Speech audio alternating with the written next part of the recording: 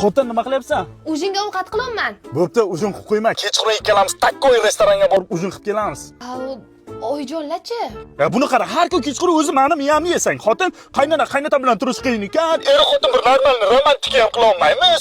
Restoranga bir xotin bo'lib bora olmaymiz. Doim oldimizda sherik bor deysan-ku, mana moment. Uydagilarga bir bahona qilib chiqib ketamiz. Davay tayyorlan. Ha, ochiq shu xotinchini olib chiqar. Sani tuqqan ona aylanishga kelganda shu xotinchimi? O'yladinglar, o'zgardingsan bola. Ol telefonini. Onajon. Bo'ldi, o'sha palakda bo'lsa bo'ldi. Ovqatim qalay chiqibdi, dadi?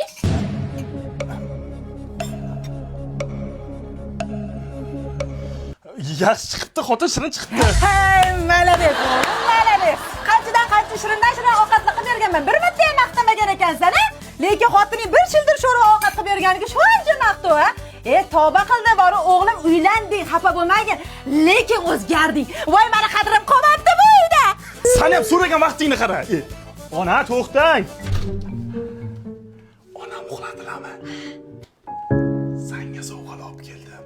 Romantika qilamiz.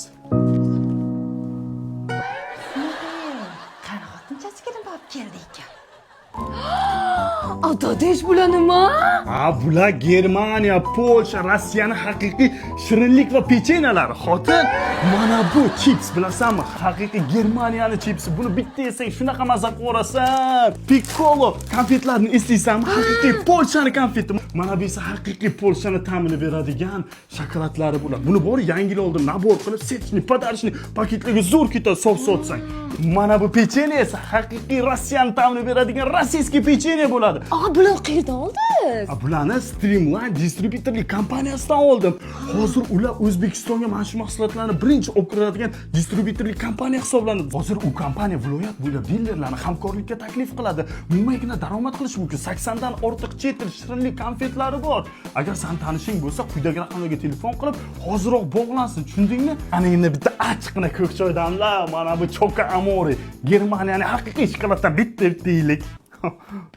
O'g'lim, bu juda ham shirin shokolad. Bu Germaniyaniki emas, bu Polshaniki. Polshaniki, xotin choydamlar.